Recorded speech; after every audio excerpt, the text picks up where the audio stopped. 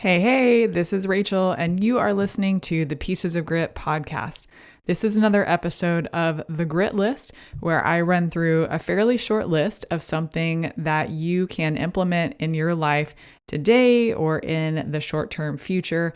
I absolutely love challenging people in my life. They don't always like it when I challenge them, but it's just part of my nature. And so I hope to challenge you through these lists as well. Today, we're talking about how to start tough conversations. Ew. Man, nobody wants to have a tough conversation. They are not fun. We start to get a little armpit sweat. The anxiety goes up, even just thinking about it. But there are some things that you can do to be a little more prepared going into tough conversations. First of all, assess your motivation. What is it that is agitating you? What are your reasons? Is it more about you, something that you need to get off your chest? Or are you kind of going after someone else? Are you trying to point out a flaw or something wrong with them? So I think it's important to take some time to determine why you're doing this, and does it really even need to be done? Sometimes we think that we are helping someone by pointing out a flaw when it's actually not really helpful, and we have enough stuff to work on in our own lives that that's what we should be focusing on instead of pointing out other people's flaws. But next, when you get ready to start a tough conversation, try to calm yourself down. If you don't already practice meditation or breathing exercises, this is a really good time to start. Do it now so that when you do have a tough conversation, you are ready, you are rehearsed, you know how to go into these exercises that will calm your body down. Tough conversations never go well when our emotions are high. Think about any relationship that you're in, whether it's with a partner, a spouse, someone at work. When you are like flying high, you can feel your face get flushed.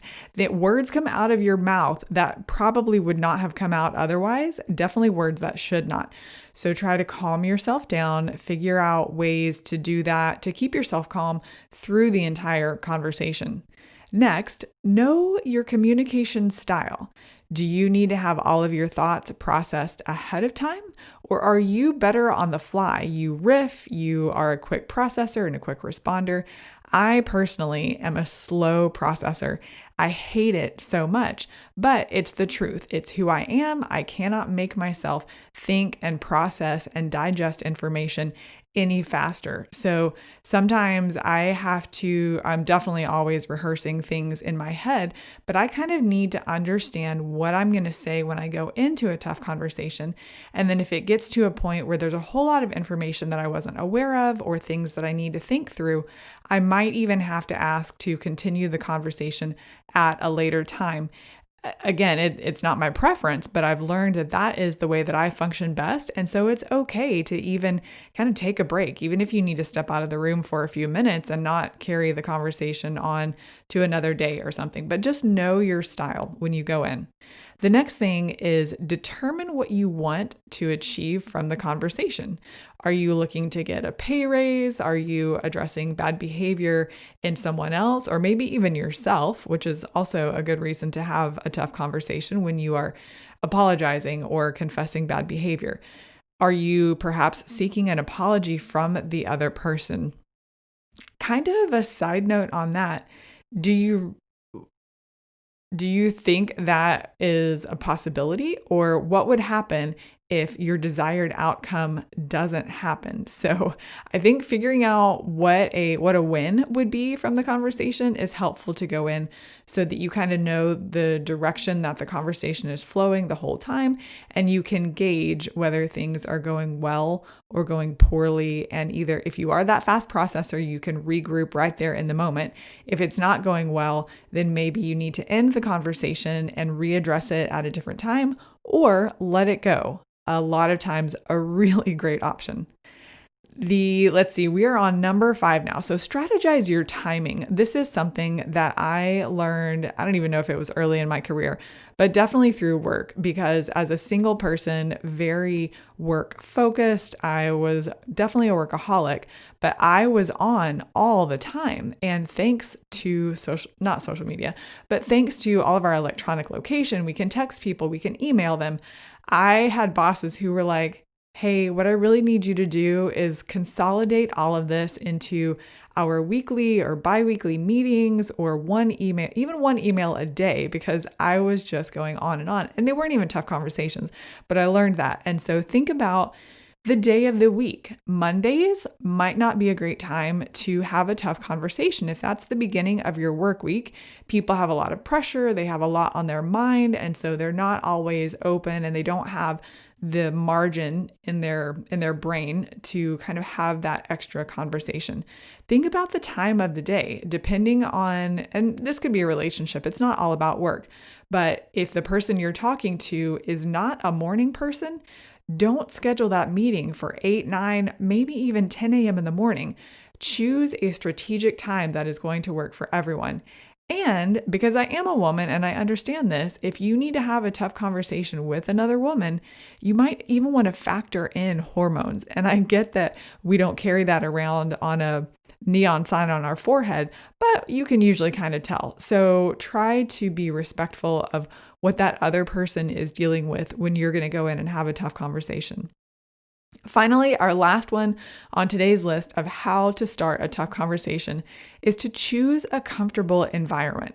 First of all, that means no email and no text. There are horrible, horrible methods of communication going on there when you cannot see body language and you cannot hear a tone of voice. That is not the right place to have a tough conversation. Face-to-face is best, which even with social distancing happening right now, most people have video on their phone or on their computers. A phone call is next best if you have to, but I always recommend face-to-face in some form or another. The comfortable environment, sometimes walking next to a person. There's a proven psychological benefit to walking.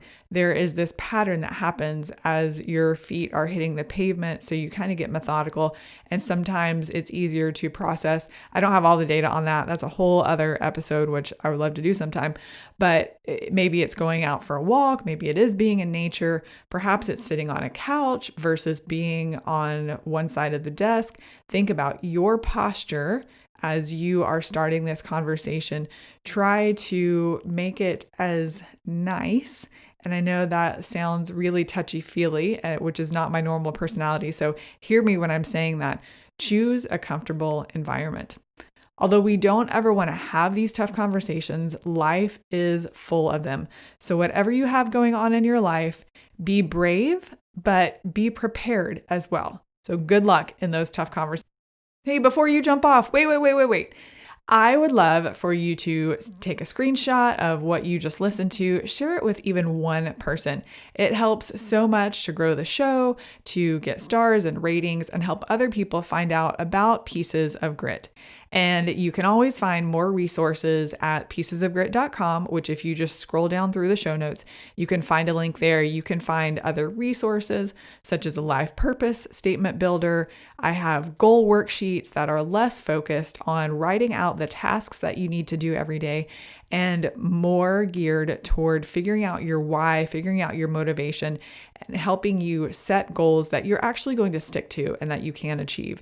And I also have my most recent book available there. You can find that. But there are blog posts and just a lot of other things that will help you develop grit and be challenged. You know, that's my motivation. So go get out there, amplify your life today.